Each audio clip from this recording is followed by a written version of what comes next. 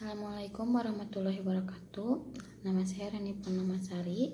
Saya di sini akan menjelaskan tentang resume dari kedua webinar.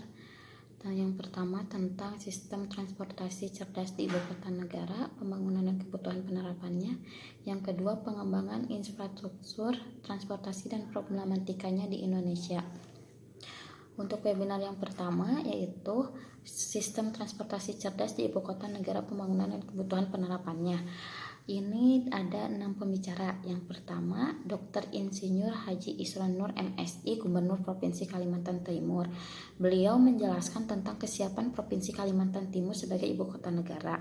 Beliau menjelaskan Kalimantan Timur itu memiliki luas daratan 1.270 km persegi dengan jumlah penduduk 3, juta yang terbagi di 3 kota dan 7 kabupaten, di mana 65% wilayah daratannya bersatu sebagai kawasan hutan. Kalimantan Timur memiliki posisi geostrategis karena berada di tengah-tengah wilayah negara Republik Kesatuan Indonesia serta potensi sumber daya olahan yang besar karena merupakan provinsi terluas setelah Papua, Kalimantan Tengah, dan Kalimantan Timur. Selain itu, Kalimantan Timur juga memiliki keunggulan relatif aman dari bencana gempa bumi dan tsunami karena memiliki banyak sungai besar, jembatannya sedikit. Rencana pemindahan ibu kota negara telah disampaikan oleh Bapak Presiden pada tanggal 26 Agustus 2019 di Istana Negara. Tentu sebagai masyarakat Kalimantan Timur sangat bangga dan bahagia atas terpilihnya Provinsi Kalimantan Timur sebagai rencana ibu kota negara baru.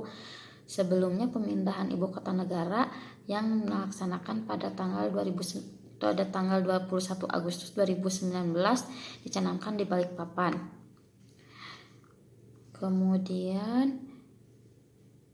beliau menjelaskan juga tentang pada tahun 2020 prasarana jaringan jalan provinsi sebanyak 890 km dengan kondisi mantap hanya mencapai 69% berdasarkan kondisi pemukiman, dan kondisi permukaan jalan kondisi baik mencapai 408 km, kondisi sedang mencapai 16 km, kondisi rusak ringan mencapai 101 km, dan kondisi rusak berat mencapai 169 km. Tingginya kondisi jalan rusak mempengaruhi kuantitas angkutan barang dan manusia, terutama aktivitas barang dan manusia dari pusat-pusat produksi. Selanjutnya, pembicara yang kedua oleh Bapak Insinyur Rudi Suprihadi Prawiradinata, Deputi Bidang Pengembangan Regional Bappenas. Beliau menjelaskan tentang topik Master Plan Ibu Kota Negara Air. Inti dari master plan untuk membenahi ibu kota ini bukan hanya untuk memindahkan ibu kota, tetapi bagaimana nanti fungsi kota ini ke depannya mungkin lebih strategis. Tentunya di samping motivasi pertama sebagaimana yang memindahkan ibu kota mencapai target baru menyebabkan pembangunan ini mempunyai daya ungkit dan signifikan dalam pertumbuhan ekonomi. Selanjutnya beliau menjelaskan juga bagaimana sistem di Kalimantan Timur tersebut, bagaimana pergerakan masyarakat bisa bekerja di suatu wilayah yang kecil bisa tercapai ke wilayah-wilayah yang seperti itu. Ini yang menyebabkan jangka panjang dan dalam 10 tahun sistem teknologi dan inovasi. Selanjutnya pembicara yang ketiga dari Direktur Jenderal Perhubungan Darat Bapak Dr. Andes Budi Setiadi SH MSI. Beliau menjelaskan topik rencana pembangunan sistem transportasi di sektor transportasi darat. Arahan kebijakan dan ruang lingkup, kemudian sistem transportasi darat di intelijen transportasi sistem, kemudian polisi framework Bakri dan juga ESEN sesuai dengan arahan Presiden Republik Indonesia serta Menteri Perhubungan yang disampaikan dalam setiap beberapa kesempatan. Dirumuskan arah kebijakan pembangunan Smart City, berarti kota yang mengintegrasikan teknologi informasi dan komunikasi dalam tata kelolanya, dan Green City, kota yang dirancang dengan mempertimbangkan dampak sustainable city atau kota yang menerapkan konsep berkelanjutan dan ramah lingkungan.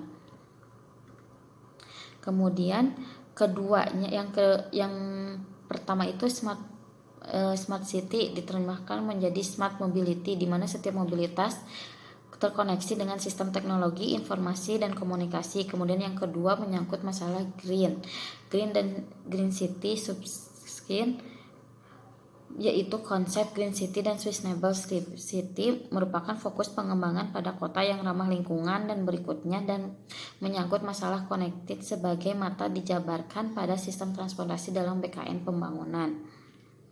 Selanjutnya pembicara keempat yaitu Direktur Jenderal Perhubungan Laut Bapak Insinyur Agus Haji Purnomo MM. Beliau menjelaskan tentang topik rencana pembangunan sistem transportasi di sektor transportasi laut.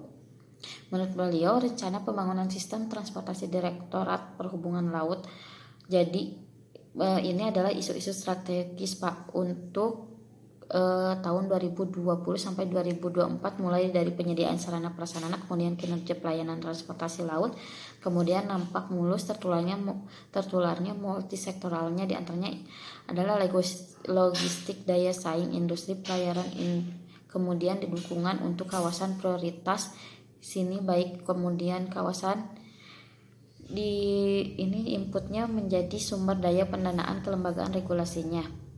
Terus berikutnya kebijakan di perhubungan laut untuk Renstra 2020-2004. Kini ada 6 poin penting adalah yang mereka mau perwujudan angkatan laut yang murah, mudah, dan sifat kompetitif. Kemudian kode meningkatkan konektivitas transportasi laut.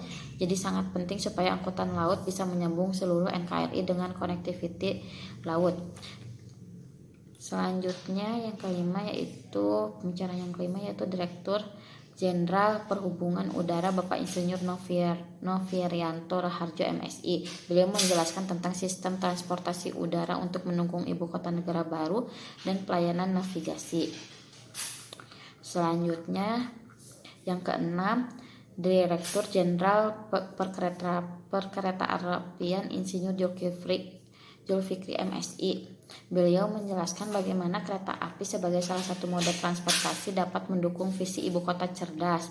Sebagaimana disampaikan bahwa transportasi publik mempunyai karakteristik keunggulan dibandingkan dengan moda lainnya, yaitu handal dalam hal layanan dalam jangka panjang, efisiensi untuk ke dalam pergerakan karena sifat yang massal dari kapasitas angkutannya.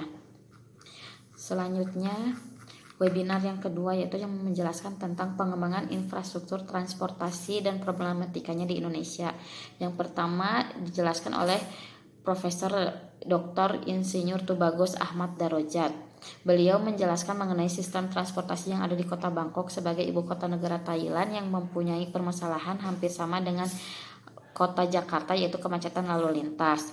Ada 5 infrastruktur negara Thailand yang diupayakan pemerintah negara Thailand untuk pengurangan kemacetan di kota Bangkok, yaitu yang pertama pembangunan jalan raya dan jalan tol yang lebar, yang kedua BRT, yang ketiga MRT, yang keempat BTS, yang kelima Airport Rail Link atau ARL, yang kedua Dr. Bahrul Amik Esos MM.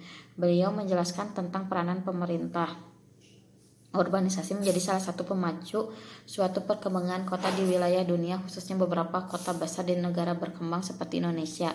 Perpindahan penduduk dari desa suatu kota besar ini dapat memicu pertumbuhan pemakaian sarana transportasi.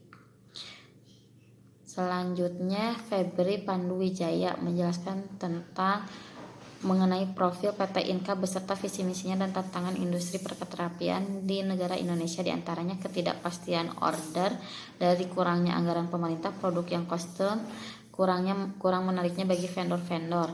Yang keempat adalah Dr. Insinyur Dadang Supriyanto MT IPO ASEAN Eng.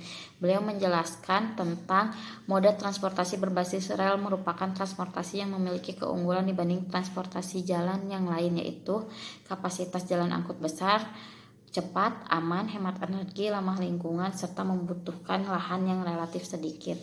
Demikian yang saya bisa sampaikan. Wassalamualaikum warahmatullahi wabarakatuh.